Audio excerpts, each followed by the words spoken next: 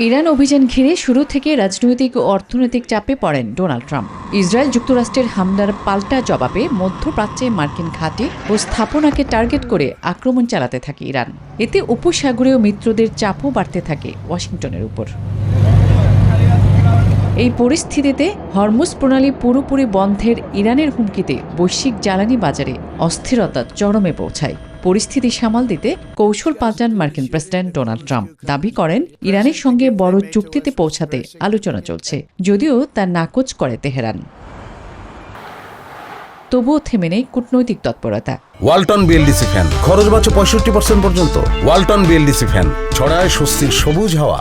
সর্বশেষ পাকিস্তানের মাধ্যমে তেহরানের কাছে পাঠানো হয় 15 দফা মার্কিন প্রস্তাব, যেখানে হরমুজ প্রণালী উন্মুক্ত রাখা এবং এটিকে মুক্ত সামুদ্রিক অঞ্চল হিসেবে ঘোষণার বিষয়টি গুরুত্ব পায়।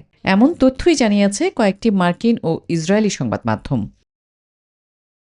প্রস্তাব ঘিরে 1 মাসের সম্ভাব্য যুদ্ধবিরতির জোর গুঞ্জন উঠেছে।